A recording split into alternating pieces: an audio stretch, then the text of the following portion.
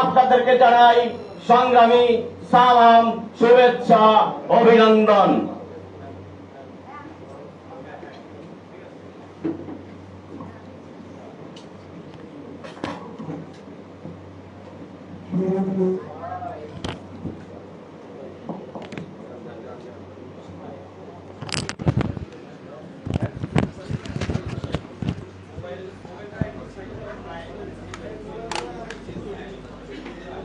আপনারা মোবাইলটা অফ করে দেন, মোবাইলটা অফ করে নেন।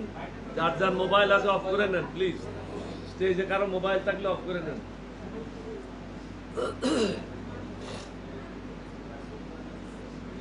আপনারা কি রেডি?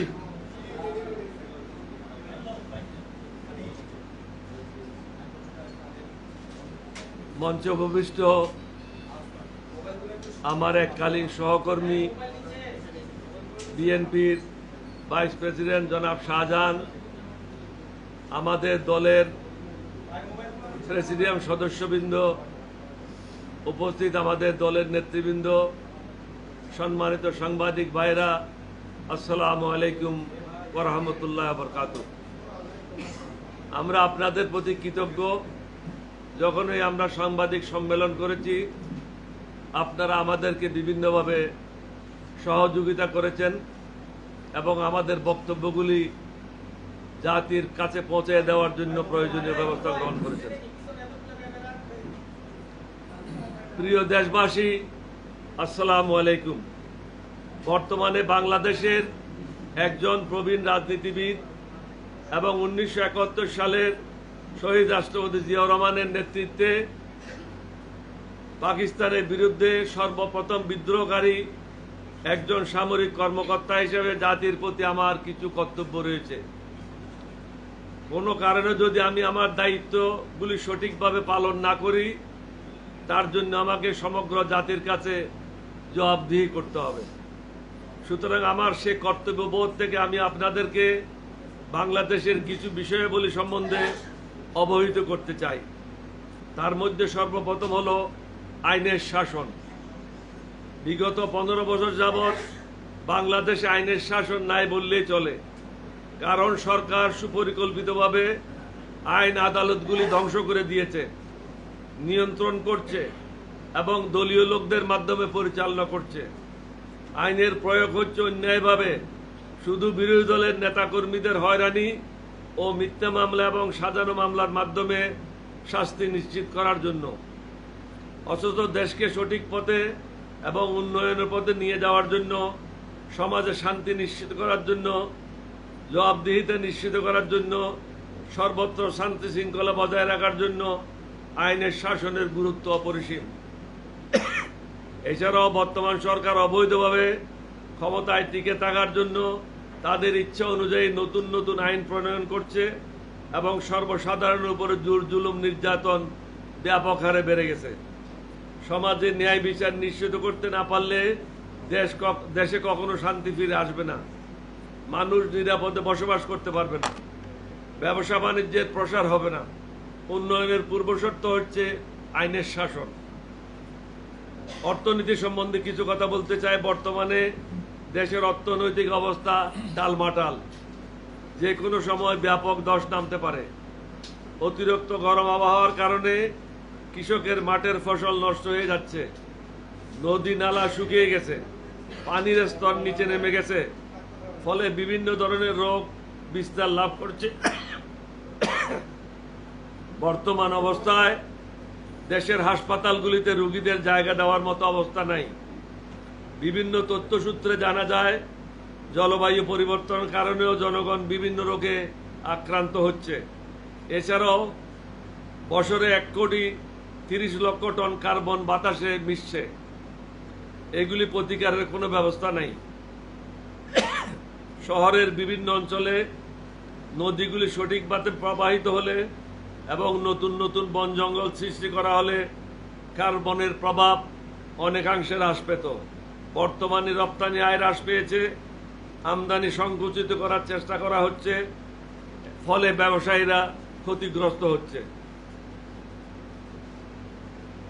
দেশে লুটতরাজের কারণে প্রবাসীরা রেমিটেন্সের টাকা পাঠানো থেকে বিরত রয়েছে। অন্যদিকে 2023 সালের ডিসেম্বর মাস পর্যন্ত বৈদেশিক ঋণের পরিমাণ দাঁড়িয়েছে 89.6 বিলিয়ন ডলার। আসল পরিশোধ করা তো দূরে থাক, এমনকি সুদের টাকা পরিশোধ করার মতো অবস্থা বর্তমান সরকারের নাই।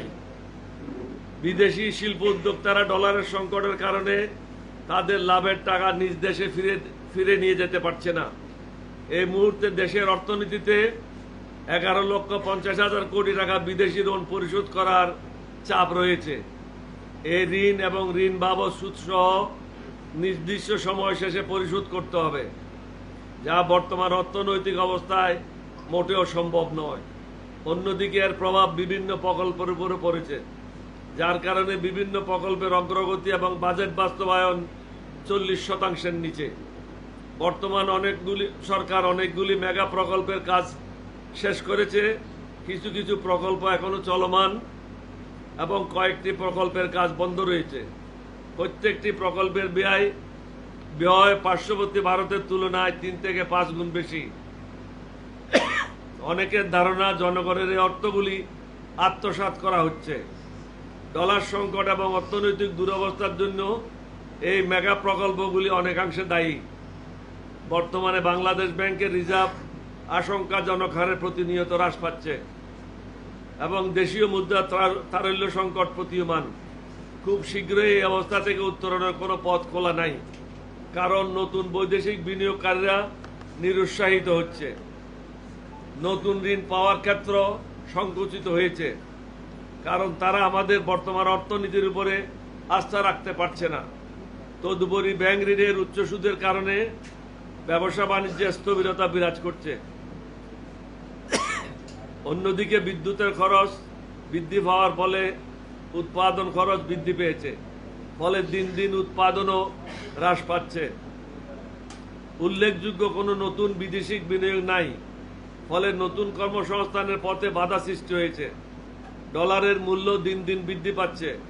সরকার সবকিছু লেজে গোবরে করে ফেলেছে, বাইরে হওয়ার দরজাও বন্ধ। 5,000 টাকা কৃষি ঋণ পরিশোধ করতে না পারলে কৃষকদেরকে জেলে দেওয়া হয়, অথচ লক্ষ হাজার কোটি টাকা ঋণ জালিয়াতি করলে বা বিদেশে পাচার করলে তার কোনো শাস্তি হয় না, কারণ সরকারই তাদের পৃষ্ঠপোষক। দেশে মূল্যস্ফীতি 10% উপরে, বিশেষভাবে খাদ্যদ্রব্যের উপর মূল্যস্ফীতি 15% উপরে। তাহলে সাধারণ মানুষ কি খেয়ে বাঁচে থাকবে? বর্তমান সরকার বিগত 15 বছর যাবৎ বাকশালী কায়দায় দেশ শাসন করছে। আল্লাহর ওয়াস্তে এখন ক্ষান্ত হন, জনগণকে তাদের ভোটের মাধ্যমে সরকার গঠন করার সুযোগ করে দেন। আমি না থাকলে দেশ চলবে না, এই ধরনের ভ্রান্ত ধারণা থেকে বের হয়ে যান, আল্লাহর উপর ভরসা করেন। বর্তমানে দেশের সর্বত্র জুয়া, হুন্ডি ব্যবসা জমজমাট, এগুলি বন্ধ করার দায়িত্ব কার?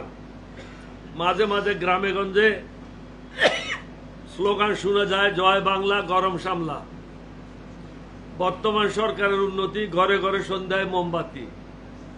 বিভিন্ন সূত্রের মাধ্যমে জানতে পারি, গত 2 বছরে টাকার মান কমেছে 38 থেকে 51%। সুদের হার বৃদ্ধি পেয়েছে 9% থেকে 14.55%।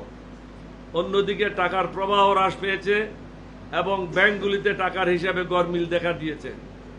আর্থিক খাতে বাংলাদেশ রেড জোনে প্রবেশ করেছে, সুতরাং আর্থিক ঝুঁকি খুবই বড়। ভুয়া দলিল এবং সরকারি দলের প্রভাব কাটে ঋণ নেওয়া এখন নিত্যদিনের ঘটনায় পরিণত হয়েছে। পত্রপত্রিকার মাধ্যমে জানতে পারলাম, সাবেক মন্ত্রী, আমলা এবং ঋণ খেলাপি এবং 111 সাবেক সেনা কর্মকর্তারা দুবাইয়ে সম্পদের পাহাড় গড়েছে। ইতিমধ্যে 394 জন সম্পদের পাহাড়, 2,636 কোটি টাকা মূল্যের 661টি সম্পদের লিস্ট পাওয়া গেছে। এছাড়াও লন্ডন, কানাডা, আমেরিকায় লক্ষ হাজার কোটি টাকার সম্পদের সন্ধান পাওয়া গেছে। এই ধরনের কর্মকাণ্ডে জড়িত ব্যক্তিরা ধরাছোঁয়ার বাইরে, কারণ তারা সরকারের বিভিন্ন অপকর্মে সাহায্য সহযোগিতা করে। তাদের কোনো জবাবদিহিতা করতে হয় না।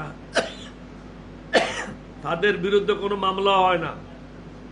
ফলে অপরাধ প্রবণতা দিন দিন বৃদ্ধি পাচ্ছে। নির্বাচনের সময় নিশিরাতে জাল ভোটে নির্বাচিত প্রার্থীরা নির্বাচন কমিশনে তাদের সম্পদের হিসাব দাখিল করেছে। রাতারাতি তারা এত বিশাল অঙ্কের টাকা কোথায় পেল, এত সম্পদ কিভাবে ক্রয় করেছে, তাদের বিরুদ্ধে কোনো ব্যবস্থা দুদক নিচ্ছে না। অথচ একটা গাছ কাটার জন্য কোর্টে সোয়া মোটু দেওয়া হয়, কিন্তু লুটেরা দেশ ধ্বংস করছে। সাধারণ মানুষ ভিক্ষার ঝুলি নিয়ে দাঁড়ে দাঁড়িয়ে খুলে দাও, সাধারণ মানুষ ভিক্ষার ঝুলি নিয়ে দাঁড়ে দাঁড়ে ঘুরছে, খুলে দাও অনেক। এতে কারো মাথা ব্যথা নেই। মনে হয় কর্তা ব্যক্তিরা নেশায় ভূত হয়ে আছে, ক্ষমতার লোভে জ্ঞান হারিয়ে ফেলেছে।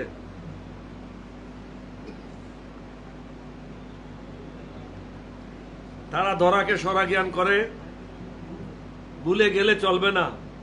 আল্লাহর কোরআন এবং রসুলের হাদিস চিরন্তর সত্য। তোমরা খুবই শীঘ্রই গজবে পতিত হবে, মানুষের বদদোয়া থেকে রক্ষা পাবে না। বর্তমানে বিদেশি এয়ারলাইন্সগুলির পাওনা ৩,৫০০ কোটি টাকা। আর্থিক প্রতিষ্ঠান বলে কোনো জিনিস বাংলাদেশে নাই। সবকিছু হলো দুর্নীতিবাজ এবং লুটেরাদের আখড়া। অনেকগুলি ব্যাংকের অবস্থা খুবই করুণ। দৈনন্দিন টাকা পয়সা লেনদেনের সক্ষমতা তারা হারিয়ে ফেলেছে, এমনকি মূলধনের টাকাও তারা আত্মসাৎ করে ফেলেছে। ৯৭% ওষুধের দাম নিয়ন্ত্রণহীন। দেশে ওষুধের বাজার ৩০ থেকে ৩৫,০০০ কোটি টাকা। দেশের মানুষ মনের কষ্টে মাদকাসক্ত হয়ে পড়ছে। ১৯১০ সাল থেকে ২০২৩ সাল পর্যন্ত ১০,৫৬,৫৪০টি মাদকাসক্ত ব্যক্তিদের বিরুদ্ধে মামলা হয়েছে। অজানা আরো কত লক্ষ আছে তার হিসাব নাই। সড়কে মৃত্যুর মিছিল। গত ১০ বছরে সড়কে প্রাণহানি হয়েছে ৭৮,০০০ লোকের। দুর্ঘটনা রোধকল্পে মহাসড়কে গাড়ির গতি নিয়ন্ত্রণ নয়, বরং নিষিদ্ধ যান চলাচল বন্ধ করা খুবই জরুরি। সীমান্ত হত্যা সীমা অতিক্রম করেছে। ভারতের পররাষ্ট্র সচিব কয়েকদিন আগে বাংলাদেশ সফরে আছেন, অথচ সরকারের পক্ষ থেকে এই বিষয়টি আদৌ গুরুত্ব সহকারে তাদের সাথে আলোচনায় আসে নাই। পরবর্তী হলো শিক্ষা ব্যবস্থা। বাংলাদেশের শতকরা ৯২% মুসলমান। ইসলাম ধর্ম অনুযায়ী আমাদের ইমানি দায়িত্ব হচ্ছে অন্য ধর্মের জনগণের নিরাপত্তা এবং সামাজিক অধিকার নিশ্চিত করা। মুসলমানদের ধর্মীয় আকীদা মেনে শিক্ষা ব্যবস্থা নিশ্চিত করা একান্ত বাধ্যবাধকতা রয়েছে। কিছু বিশেষ পদভ্রষ্ট তথাকথিত বুদ্ধিজীবীরা শিক্ষা ব্যবস্থাকে ধ্বংস করার দায়িত্ব নিয়েছে। নতুন পাঠ্যপুস্তকে ১৪৭টি ভুল ধরা পড়েছে। দায়ী কর্মকর্তারা এখনো বহাল তবিয়তে রয়েছে। তাদের কোনো জবাবদিহিতা করার প্রয়োজনীয়তা নাই, কারণ তারা বাকশালী শাসনের দোষক। তাদের হাত থেকে শিক্ষা ব্যবস্থাকে মুক্ত করতে হবে। বিদেশি বাদ্যবাজনা ও সংস্কৃতি ইসলাম ধর্মকে ধ্বংস করে দিচ্ছে। বর্তমানে বিয়ে শাদী হচ্ছে হিন্দি সিনেমার কায়দায়, আর বড়লোকদের টাকার খেলা। অন্যদিকে গরিবদের মরণ ফাঁদ, কারণ বড়লোকদের বিয়ে শাদীর কারণে মাংস মুরগির দাম বেড়েই চলেছে। গরিবদের জন্য মাংস মুরগি এবং মাছ খাওয়া একটা দুঃস্বপ্ন। জেনে শুনে অন্যায়ের প্রতিবাদ না করলে অবশ্যই দুজকে নিক্ষেপ করা হবে। নিজের বিবেককে জাগ্রত করতে হবে, অন্যথায় ঈমান থাকবে না। এছাড়াও প্রতিবাদ না করলে ভবিষ্যতে লুটেরারা, লম্পটেরা, দুর্নীতিবাজরা এবং আল্লাহকে অমান্যকারীরা দেশ পরিচালনা করবে। এটা কখনো দেশের জনগণের গ্রহণ করা উচিত হবে না। সদা সর্বদা অন্যায়ের প্রতিবাদ করতে হবে, সর্বক্ষেত্রে জবাবদিহিতা নিশ্চিত করতে হবে। পদভ্রষ্ট হলে আল্লাহর পক্ষ থেকে গজব আরো ভয়ানক হবে। আমাদের কর্মের মাধ্যমে আল্লাহকে রাজি করানোই হবে আমাদের মূল লক্ষ্য। সরকার এবং সরকারের মধ্যে লুকিয়ে থাকা কিছু লোক রাতারাতি বড় লোক হওয়ার নেশায় মত্ত। ইদানিং লক্ষ্য করা যাচ্ছে, বিশেষভাবে ঢাকা মহানগরে তথাকথিত অভিজাত এলাকাগুলিতে নাইট ক্লাবের নামে অনৈতিক এবং ইসলাম ধর্ম পরিপন্থী কর্মকাণ্ড প্রতিদিন রাত্রিবেলা সংঘটিত হচ্ছে। তারা পদভ্রষ্ট হওয়ার কারণে এ ধরনের ঘটনা সংঘটিত হচ্ছে। এছাড়াও আমরা নিজ নিজ ধর্ম থেকে দূরে সরে যাওয়ার কারণে এই অধঃপতনের অন্যতম কারণ। লোভ লালসা আমাদেরকে বিপদগামী করছে, দেশ ও জনগণকে অন্ধকার জগতের দিকে ঠেলে দিয়েছে। এর পরিণাম কিন্তু ভয়ানক।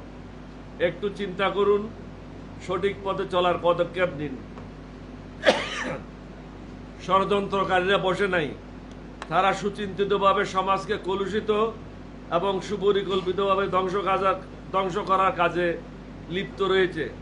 সুচিন্তিতভাবে আমাদের ছেলে মেয়েদের বই পুস্তকে কিছু কিছু ইসলাম ধর্ম পরিপন্থী আপত্তিকর বিষয় সংযোজন করে নতুন প্রজন্মকে ইসলাম ধর্ম থেকে দূরে রাখার পদক্ষেপ নিয়েছে। ইসলাম ধর্ম হলো শান্তি এবং সাম্যের ধর্ম। অবশেষে আল্লাহর হুকুমে তারা ধ্বংস হবে। ইসলাম ধর্ম কাকেও বিদ্বেষ এবং অন্যায় কাজে শিক্ষা দেয় না। অপরের ক্ষতি করা, অপরের বিরুদ্ধে ষড়যন্ত্র করার ব্যাপারে বারবার কোরআনে হুঁশিয়ারি উচ্চারণ করেছে আল্লাহ রাব্বুল আলামিন। ষড়যন্ত্র এবং ষড়যন্ত্রকারীরা কখনো সফল হবে না। বাংলাদেশ পরিসংখ্যান ব্যুরোর তথ্য অনুযায়ী বর্তমানে দেশে বেকারের সংখ্যা 25,90,000। গত বছর যা ছিল 24,70,000, অর্থাৎ এক বছরের ব্যবধানে বৃদ্ধি পেয়েছে 1,20,000। দেশে সুশিক্ষার অভাবে হাজার হাজার ছেলে মেয়েরা বিদেশে পাড়ি জমাচ্ছে। দেশ ক্রমশ মেধাচূর্ণ হয়ে পড়ছে, যা বর্তমান সরকারের লক্ষ্য। কারণ যুব সমাজ সঠিক পথে থাকলে, সুশিক্ষিত হলে লুটেরা কখনো ক্ষমতায় থাকতে পারবে না। দেশে দরিদ্রের সংখ্যা দ্বিগুণ বৃদ্ধি পেয়েছে। এখন আর নিম্ন মধ্যবিত্ত শ্রেণীর কোনো অস্তিত্ব নাই। বেকারত্ব, শিক্ষার সমস্যা, স্বাস্থ্যের সমস্যা, নিত্য প্রয়োজনীয় দ্রব্যের মূল্য দেশের প্রায় 10-12 কোটি মানুষের নাগালের বাইরে। দরিদ্র মানুষের খাবারের ব্যয় বেড়েছে 58%। মানুষ বেঁচে থাকার কোনো অবলম্বন নাই। জলবায়ু পরিবর্তনের অন্যতম কারণ, ভারতের সাথে আমাদের 54টি অভিন্ন নদী রয়েছে। আন্তর্জাতিক নিয়ম অনুযায়ী আমরা কোনো নদী থেকে পানির ন্যায্য অংশ পাচ্ছি না। ভারত সরকার ইচ্ছাকৃতভাবে শুষ্ক মৌসুমে পানি বন্ধ করে দিয়ে দেশকে মরুভূমিতে পরিণত করার পরিকল্পনায় লিপ্ত রয়েছে। গুরুত্বপূর্ণ গঙ্গা এবং তিস্তা নদীতেও আন্তর্জাতিক নিয়ম অনুযায়ী পানি প্রবাহিত হচ্ছে না। 1976 সালে শহীদ রাষ্ট্রপতি জিয়াউর রহমান বাংলাদেশ সচিবালয়ে ভারতের তৎকালীন পানি সম্পদ মন্ত্রী শ্রী জগজীবন রামের সাথে বৈঠক করে গঙ্গার পানি বন্টনের ব্যাপারে একটি চুক্তিতে আবদ্ধ হয়। ওই চুক্তিতে লেখা ছিল, ভারত বাংলাদেশকে 32,000 কিউসেক পানি রিলিজ করবে এবং ওই পানি গঙ্গা বাঁধের উপরে যেন মজুদ থাকে তা নিশ্চিত করতে হবে, অর্থাৎ গ্যারান্টি ক্লজ ছিল। যা পরবর্তীতে এরশাদ আমলে গ্যারান্টি ক্লজ উঠিয়ে দিয়ে 32,000 কিউসেকের স্থলে 28,000 কিউসেক পানি প্রবাহের চুক্তি হয়, যা বর্তমান সরকারের আমলে আরো হ্রাস পেয়েছে। ফলে সমগ্র দেশে কৃষকেরা ক্ষতিগ্রস্ত হচ্ছে। ভূগর্ভস্থ পানির স্তর প্রতিনিয়ত নিম্নে নেমে যাচ্ছে। অন্যদিকে জলবায়ু উত্তপ্ত হয়ে বিভিন্ন ধরনের প্রাকৃতিক দুর্যোগ এবং নতুন নতুন রোগের প্রাদুর্ভাব ঘটছে। এছাড়াও পত্রপত্রিকার মাধ্যমে জানতে পারলাম, ভারতের তৈরি খাদ্যদ্রব্য এবং ব্যবহারিক সামগ্রীগুলিতে স্বাস্থ্যের পক্ষে ক্ষতিকর অনেকগুলি পদার্থ মিশানো হচ্ছে, যার ফলে মানুষ বিভিন্ন রোগে আক্রান্ত হয়।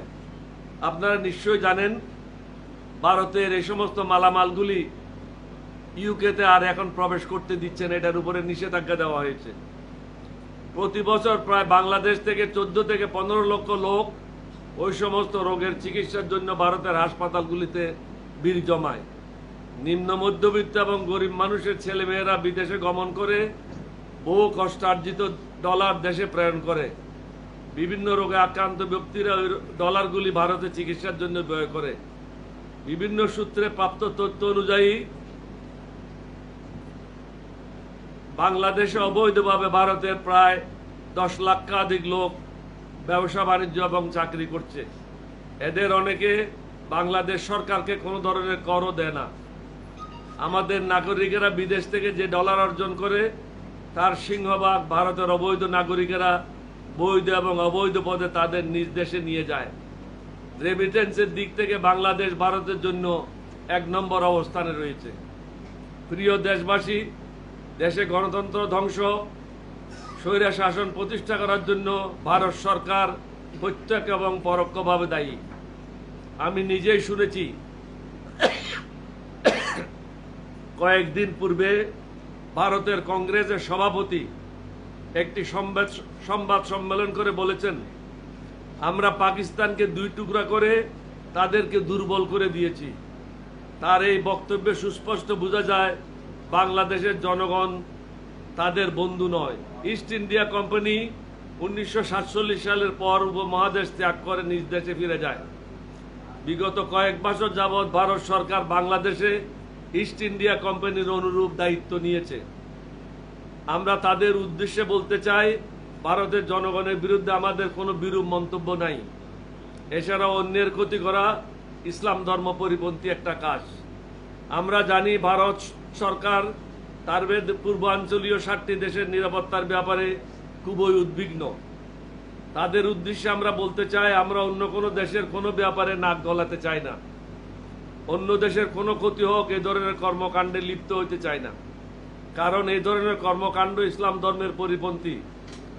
আমাদের প্রত্যাশা থাকবে ভারত সরকার কোনো বিশেষ ব্যক্তি বা দলের সাথে সম্পর্ক করা থেকে বিরত থাকবে এবং ভারতের জনগণের সাথে বাংলাদেশের জনগণের বন্ধুত্ব স্থাপনে মনোযোগী হবে। আসুন আমরা একে অপরের সম্পূরক হিসাবে কাজ করি, ভালো প্রতি হিসাবে বসবাস করি, এতে সকলের মঙ্গল নিহিত রয়েছে। বর্তমানে বাংলাদেশের জনগণ প্রায় 18 কোটি। ভারত সরকারের উচিত হবে না বাংলাদেশের জনগণের সাথে শত্রুতামূলক আচরণ করা। আমরা সুপ্রতিবেশী হিসাবে থাকতে চাই। বর্তমান সরকার আপনাদেরকে আমাদের দেশের সমুদ্র বন্দর, স্থলবন্দর এবং বিভিন্ন সড়ক ব্যবহারের অনুমতি দিয়েছে। অনেকগুলি অসম চুক্তিতে স্বাক্ষরও করেছে, যার ফলে বাংলাদেশ ক্ষতিগ্রস্ত হচ্ছে। তারপরেও কেন ভারত সরকার বাংলাদেশের জনগণের বিরুদ্ধে অবস্থান গ্রহণ করেছে তা বোধগম্য নয়। মেহরবানি করে আমাদেরকে আমাদের মতো করে থাকতে দিন। আইনের শাসন প্রতিষ্ঠা এবং গণতন্ত্র প্রতিষ্ঠার ক্ষেত্রে বাধা হয়ে দাঁড়াবেন না। ভারত সরকারের বর্তমান মনোভাব পরিবর্তন না হলে উভয়ে ক্ষতিগ্রস্ত হবে, যা অনাকাঙ্ক্ষিত ও অনভিপ্রেত। বাংলাদেশের মানুষ অকৃতজ্ঞ নয়। প্রিয় দেশবাসী, এই অবস্থা চলতে থাকলে বাংলাদেশ স্বাধীন রাষ্ট্রের মর্যাদা হারাবে। ছাত্র, যুবক, কৃষক, শ্রমিককে জেগে উঠতে হবে। অন্যের ক্ষতি করা থেকে বিরত থাকতে হবে।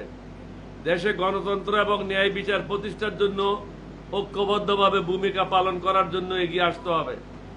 রাজনৈতিক দলগুলির উপরে সবকিছু ছেড়ে দিয়ে ঘরে বসে থাকলে সকলে আরো আমরা ক্ষতিগ্রস্ত হব। আমাদের সম্মুখে অনেকগুলি চ্যালেঞ্জ রয়েছে, যেমন গণতন্ত্র পুনঃপ্রতিষ্ঠা করতে হবে, ন্যায় বিচার নিশ্চিত করতে হবে, আইনের শাসন প্রতিষ্ঠা করতে হবে, শিক্ষা ও স্বাস্থ্য ব্যবস্থা যুগ উপযোগী করতে হবে, বেকার সমস্যার সমাধান করতে হবে, দেশজ উৎপাদন বৃদ্ধি করতে হবে, বিদেশিদের উপর নির্ভরশীলতা হ্রাস করতে হবে, কৃষকদের জন্য সেচের ব্যবস্থা করতে হবে। শুধু এক শ্রেণীর মানুষ সকল প্রকার সুযোগ সুবিধা ভোগ করবে আর সমাজের 90% মানুষ তার খেসারত দেবে, তা হয় না। অদক্ষ লোকদের দিয়ে দেশের কখনো মঙ্গল হবে না। প্রয়োজন সুশিক্ষিত, দক্ষ, দেশপ্রেমিক, ন্যায়পরায়ণ এবং ধার্মিক লোক, তাহলে সমাজের মুক্তি আসবে। বর্তমান অবস্থা দীর্ঘায়িত হলে দেশ আরো ক্ষতিগ্রস্ত হবে। দেশে বিশৃঙ্খলা সৃষ্টি হতে বাধ্য, হয়তো নিয়ন্ত্রণের বাইরেও চলে যেতে পারে। আমাদের সকলের উচিত দেশের সমস্যাগুলি পর্যালোচনা করা এবং যত দ্রুত সম্ভব এগুলি সমাধান বের করা। অন্যথায় আমরা যেখানে থাকি না কেন সকলেই ক্ষতিগ্রস্ত হব। মনে রাখতে হবে, লোভ এবং মোহ মানুষকে ধ্বংসের দিকে ঠেলে দেয়। আমরা দীর্ঘদিন যাবৎ বিএনপির নেতৃত্বে বর্তমান সরকারের বিরুদ্ধে বিরতিহীনভাবে আন্দোলন চালিয়ে আসছি। আপনারা এখনো নীরবে দর্শকের ভূমিকা পালন করছেন। আশা করি দেশে গণতন্ত্র এবং ন্যায় বিচার প্রতিষ্ঠার জন্য কৃষক, শ্রমিক, যুবক এবং ছাত্র সমাজ সকলে নিজ নিজ জায়গা থেকে ঐক্যবদ্ধভাবে নতুন উদ্যোগে এগিয়ে আসবে। যত দ্রুত সম্ভব আমরা বিএনপির নেতৃত্বে নতুন কর্মসূচি ইনশাআল্লাহ ঘোষণা করব। আপনারা ঐক্যবদ্ধ হন, প্রস্তুতি গ্রহণ করুন। সকলের ঐক্যবদ্ধ প্রচেষ্টার মাধ্যমে ইনশাআল্লাহ এই বাকশালী সরকারের পতন হবে, দেশে নতুন সম্ভাবনার দ্বার উন্মোচিত হবে। আপনাদের সবাইকে ধন্যবাদ। বাংলাদেশ জিন্দাবাদ। আসসালামু আলাইকুম ওয়া রাহমাতুল্লাহি ওয়া বারাকাতুহু।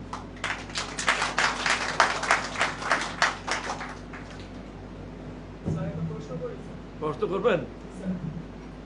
সেটা হচ্ছে বিএনপি গত 1 বছর ধরে আন্দোলন করে আসছে।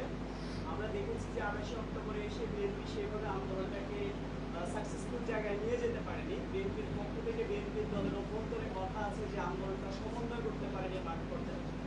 এবার যে আপনি বললেন যে নতুন কর্মসূচি আসছে, সেটা কি আপনারা মাঠ পর্যায়ে সমন্বয়ের দায়িত্ব কি আপনার উপর পড়ছে কিনা, বা আপনি এই সমন্বয়ের দায়িত্ব নিচ্ছেন না? আপনি প্রথম প্রশ্নের প্রথম অংশের উত্তর হলো কেন আমরা সফল হলাম না, এই প্রশ্নের উত্তর দিতে পারবে বিএনপির মহাসচিব। আমার কাছে এটার কোনো উত্তর নাই, কারণ আমি হলাম ডাল নাই, তলোয়ার নাই, নিদারাম সর্দার, ছোট একটা পার্টি। দ্বিতীয়টা হলো আমার উপরে কোনো দায়িত্ব পড়ে নাই। আর কারো কোনো প্রশ্ন আছে?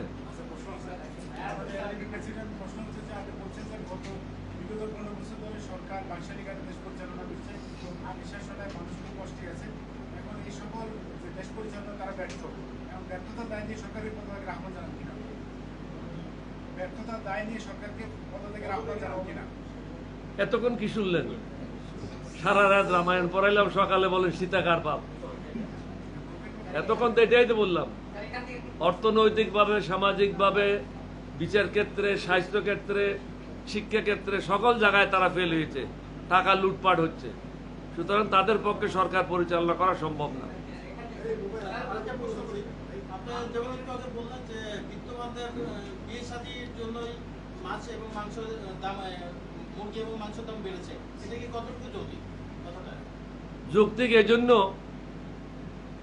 একটা বিয়েতে 2000, 2500, 3000, 4000 লোক খায়। এই ধরনের যদি 50টা বিয়ে হয় তাহলে বাজারের উপরে একটা এফেক্ট হয় এবং দ্রব্যমূল্যের দাম বৃদ্ধি পায়। গরিব মানুষেরা যারা আধা কেজি মুরগি কিনতে চায়, একটা ছোট মুরগি কিনতে চায়, তার পক্ষে মুরগি কেনাটা আর সম্ভব হয় না। আপনারা জানেন ইতিমধ্যে গরুর মাংসের দামও প্রায় 900 টাকার কাছাকাছি হয়ে গেছে। বিয়ে শাদীগুলি নিয়ন্ত্রণ করতে হবে। শুধু বড় লোকেরা খাবে আর গরিব লোকেরা উপবাস করবে, এটা হয় না। ইসলাম ধর্ম বলে না। ইসলাম ধর্ম সাম্য, শান্তির ধর্ম, সকলের জন্য ন্যায় বিচার নিশ্চিত করার ধর্ম। সেক্ষেত্রে আরো লোক আছে, আরো আরো দাম এটাকে নিয়ন্ত্রণ করার কথা আপনারা আরো অনেক আছে, একটু বলেন। আপনি বরাবরই বলে আসছেন যে বাংলাদেশ জামাত ইসলামকে ছাড়া আন্দোলন সফল হবে না। দীর্ঘদিনে বাংলাদেশ জামাত ইসলাম রাজপথে না থাকার কারণে আন্দোলন অনেকটা ব্যর্থতা পেয়েছে, এবং আপনি বরাবরই বলে আসছেন যে আন্দোলনের জন্য আন্দোলনকে অনেক বেশি সফল করতে হলে জামাতকে দরকার। এক্ষেত্রে দেখা যাচ্ছে যে সামনের যে আন্দোলন হবে সেই আন্দোলনে জামাত থাকবে কি থাকবে না, এই বিষয়ে কেউ পজিটিভ মতামত দিচ্ছে, কেউ নেগেটিভ মতামত দিচ্ছে। বিশেষ করে বাম রাজনৈতিক দল যেগুলো গণতন্ত্র মঞ্চে বেশ কিছু নেতা প্রকাশ্যই বলেছে যে বাংলাদেশ জামাত ইসলাম তাদের সাথে থাকতে পারবে না। এই ক্ষেত্রে আপনার অবস্থান? দেখেন, হাল চালানোর জন্য ন্যূনতম হলে গরু দরকার, ছাগল দিয়ে হাল চালানো যায় না। আমরা তো দেখলাম গত 10 বছর 20 বছর কি অ্যাচিভমেন্ট হয়েছে। আপনিও তো তার একজন সাথী আমাদের। সুতরাং এখন কি প্রয়োজন আপনিও বুঝেন, আমিও বুঝি। আমাদের এখানে 62টি দল আছে। 62টি দলের মধ্যে কয়টা দল রাস্তায় নেমে মিছিল করার মতো শক্তি রাখে, এটা তো বুঝতে হবে। শুধু একটা নাম নিয়ে রাস্তায় দাঁড়ায় যাব, একটা ঝান্ডা নিয়ে দাঁড়ায় যাব, পিছনে স্ত্রীকে নিয়ে আসবো বা মেয়েকে নিয়ে এসে দল চালাবো, তারপরে সরকারের সাথে দালালি করব, এই ধরনের প্রোগ্রাম হলে তো সরকারের পতন হবে না। অন্যদেরকে সুযোগ দেন। বিএনপিকে যা পরামর্শ দেওয়ার তা মিটিং এ দেওয়া হয়েছে, এটা সবার সামনে বলা সম্ভব না। বলেন, আর কারো কোনো কিছু আছে? না থাকলে আপনাদের সবাইকে ধন্যবাদ। আপনারা নাস্তা করে তারপরে যাবেন। Thank you. আসসালামু আলাইকুম। পয়সা নাই।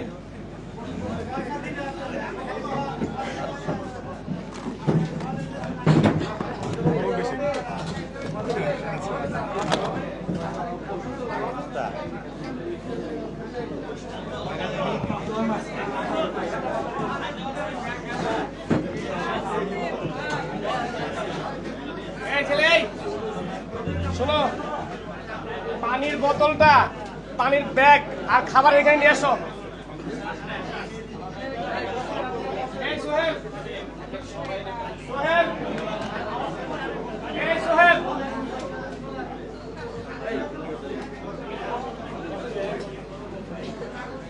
এই খাবারের ব্যাগ আর পানির বোতল এখানে নিয়ে আসো। এইখানে এইখানে এইখানে, ওখানে কাউকে দিও না।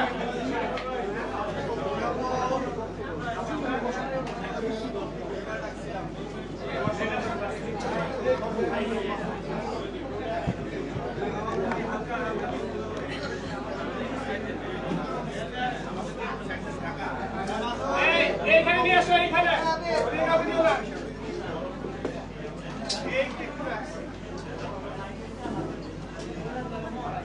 এই সুজন, সুজন ভাই কই? জামাত দিয়ে কোনো কথা বলছে? ভাই খাবারের ব্যাগ আর পানি এটা নিয়ে আসো, কষ্ট করে রাখবেন। খাবারের ব্যাগ আর পানি দেয় নাই। এইখানে এইখানে আচ্ছা